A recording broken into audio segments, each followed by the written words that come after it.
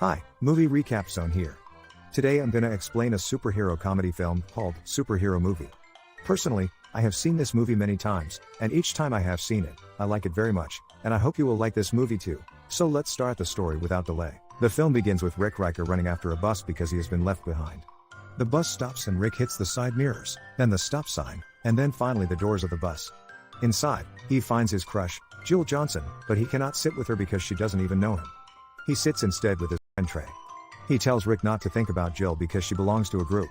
The class took a field trip to a research laboratory.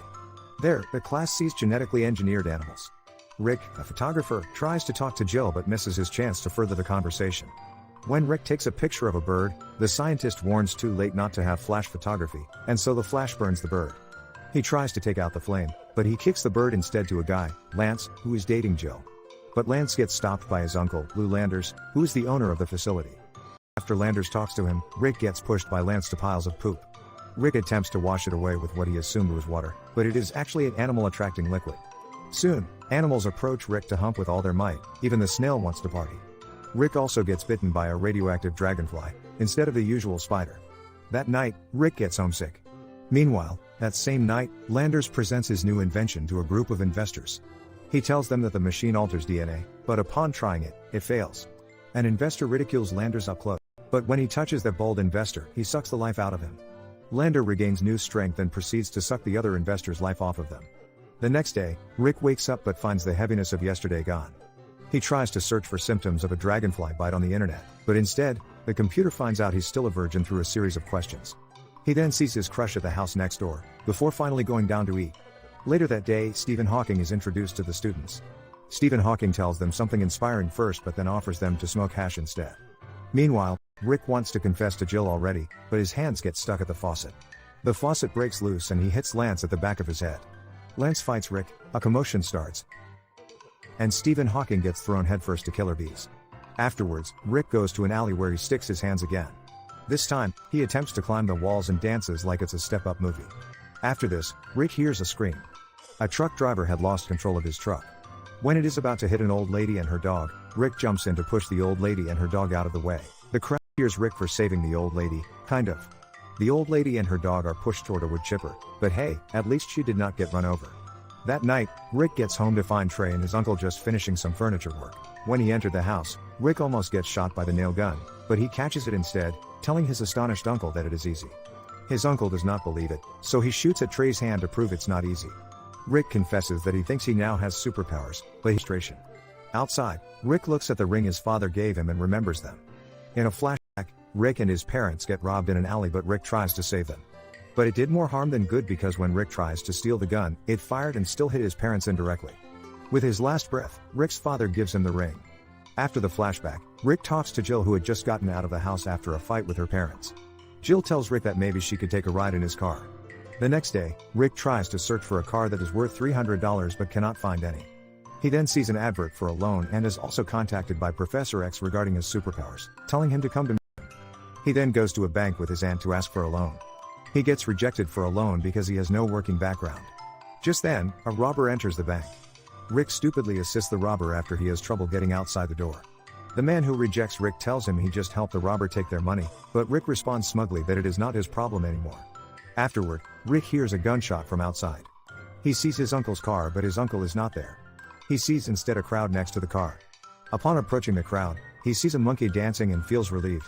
His uncle is actually beside the crowd and no one cares. Rick's uncle is hospitalized. That night, Landers learns that he ages fast and must suck others' life, which he does to his assistant. Meanwhile, walking home from the hospital, Rick finally meets Professor X, telling Rick to follow him. Professor X tours him to his school, where they meet powered students and teachers alike. While constantly changing chairs, Professor X tells him that he can tell him the secret to being a superhero. But before he can tell him, Professor X gets interrupted by his wife, who admonishes Professor X for cheating on her invisible woman. Similar to him, Professor X's wife and kids all have wheelchairs. After Professor X gets thrown by his son's psychic powers, Professor X's wife instructs Rick to create a costume. That night, Rick creates a design for his costume. After countless iterations, he finally designed and created one. When Trey enters the room, he gets amazed because Rick actually looks like a superhero now. And so Rick, or Dragonfly, goes to the top of a building to oversee the city. However, the Human Torch wants to remove him there because Rick is sitting in his gargoyle. At first, they tried to share, but then they decided not to continue because it is awkward. The Human Torch then shows his power by making himself on fire. However, he can't deactivate it. Rick tries to take out the fire with a blanket, fire extinguisher, and gasoline that Rick mistakes for water. The Human Torch then falls down. Afterwards, Rick attempts to fly but still cannot do it. After learning that he has to kill every day to live every day and that the only way to stop this is by using ceruleum, Landers devise a plan to steal it. Meanwhile, Rick applies for a job as a photographer of Dragonfly, offering the boss some pictures of Dragonfly himself. But Rick immediately leaves upon hearing a standoff in his school. There, like Dragonfly, Rick faces Landers' alter ego the Hourglass. The two fight each other, with Rick getting hit by 3 blades. But eventually, Landers escapes. That night, Rick talks to Jill and gives her flowers. But by a group of men in an alley. There, Dragonfly arrives and successfully beats up the men. Rick attempts to kiss Jill while upside down like a spider but decides to do it while on the ground. Meanwhile, Landers, having taken the ceruleum, sees how many lives it will take for him to suck to achieve immortality. He grins at the possibility of being immortal by sucking. Afterwards, during Thanksgiving night at Rick's home, Jill assists Rick's aunt in preparing the food. Jill's companion, Lance, soon arrives, but Lance is also with his uncle Landers. Landers then decides to fetch Rick from his room upstairs. Rick, on the other hand, has just got inside his room while still wearing his Dragonfly attire. Before Rick gets to pee, Landers rudely enters his room to look for him. What follows is an entertaining game of hide and seek where Rick tries his hardest to hide despite peeing all over the place. Landers goes down feeling defeated. Rick finally enters the house through the front door to make it look as if he has just arrived. There, they eat. Landers, however, sees Rick's wound on his left arm, which is similar to where his blades have earlier hit on Dragonfly's body. Landers tries to interrogate him and leaves with Lance immediately afterwards.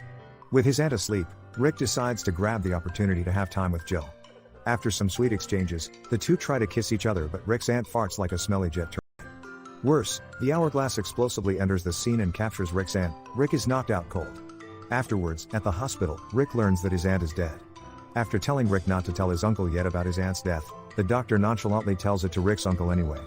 The next day, a funeral is conducted for Rick's aunt. His uncle is devastated, so much so that he jumps to his dead wife's coffin. But it's actually the wrong wife, which makes his uncle more unwilling to leave. After Rick's uncle is forcefully removed from the woman's body, Rick's aunt falls to fire and gets cremated instead. After that chaotic funeral, Jill approaches Rick, but Rick does not want to talk to her anymore because it's not safe anymore for anyone connected to him. He leaves Jill. After this, while All By Myself plays in the background, Rick finds that the path to home is filled with lovers kissing, even inanimate objects. Rick falls into depression, but he is picked up again by his uncle who encourages him to be a hero again. Rick accepts but does not know where the Hourglass could be. They then see the news about an awarding ceremony for humanitarian achievement where people are gathered in thousands and conclude that the Hourglass might be there. In the awarding ceremony, Landers received an award. After receiving it, he is confronted by Rick backstage to ask him who the Hourglass could possibly be.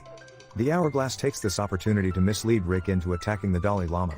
As the curtain opens, the Dalai Lama is seen being assaulted by Dragonfly. Rick strips him, wanting to find the ceruleum he supposedly has stolen. After a guard gets thrown off from the stage, a fight among the peaceful crowd ensues, as leading humanitarian world figures brawl with each other. Rick then sees the Hourglass escape to the other room where they are hosting a heroes convention. There, the Hourglass sits on a flying chair and proceeds to blast a piece of the ceiling. It falls down toward Rick, but manages to carry and throw it away, only to drop on him again. The Hourglass then throws a blade toward Rick to kill him, but Jill saves Hourglass with a Celine Dion lyric. Upon the roof, the Hourglass launches his machine. Rick, carrying Jill, touches the Hourglass to bring life to Jill. After Jill wakes up, the Hourglass throws a bomb at Rick, and the bomb gets stuck to his hand. After readjusting it, sticking inside to his crotch, he decides to tumble his way to the Hourglass and explodes, tossing Jill off the roof. Because he has armor, Rick is alive. However, he has to save Jill from falling down the building, but he cannot fly. While falling, Jill finds out that Rick is the Dragonfly via his ring. Because of this, Jill kisses Rick, and Rick gains Dragonfly wings. They then safely fly upward.